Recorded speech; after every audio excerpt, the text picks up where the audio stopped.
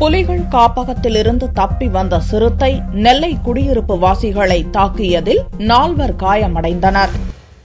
திருநெல்வேலி மாவட்டத்தின் மேற்கு தொடர்ச்சி மலைப்பகுதியில் களக்காடு துவங்கி முண்டந்துறை வரை புலிகள் காப்பகம் செயல்படுகிறது. இங்கிருந்து இரை தேடி வெளியே வந்த 3½ வயதான ஆண் சிறுத்தை ஒன்று அங்கிருந்து 50 கிலோமீட்டர் தூரம் கடந்து திருநெல்வேலி மாநகரத்துக்குட்பட்ட ரெட்டியார்பட்டி மலையை ஒட்டியுள்ள திருமால் நகர் பகுதியில் தஞ்சம் புகுந்தது. ஞாயிறன்று காலை 6 மணியளவில் சிறுத்தையை பார்க்க பொதுமக்கள் கூடியதால் ஆள் இல்லாத வீட்டில் அது பதுங்கியது. தொடர்ந்து போலீசார் வனத்துறை வந்து சேர அடுத்தடுத்த வீடுகளுக்கு பாய்ந்த சிறுத்தை தீயணைப்பு வீரர், வீடியோகிராபர் உள்ளிட்ட 4 தாக்கியது.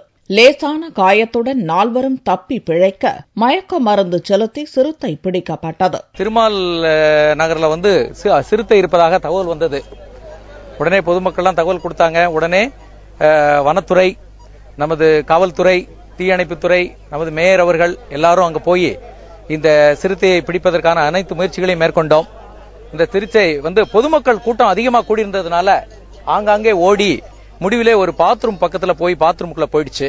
அதை மிகவும் துணிச்சலாக அந்த பாத்ரூம் கதவை மூடி அங்கே வலைகளால் சூழல் செய்யப்பட்டு அந்த கூண்டிலே நாம அடைத்து இங்கே பத்திரமாக எடுத்து வந்துள்ளோம். காலை 7:30 மணிக்கே வனத்துறையினர் வந்துவிட்டாலும் இரும்பு கூண்டு, கயிறு வலைகள் களக்காட்டிலிருந்து கொண்டு வர வேண்டியிருந்ததால் 10 மணியளவில் தான் அவை வந்தன.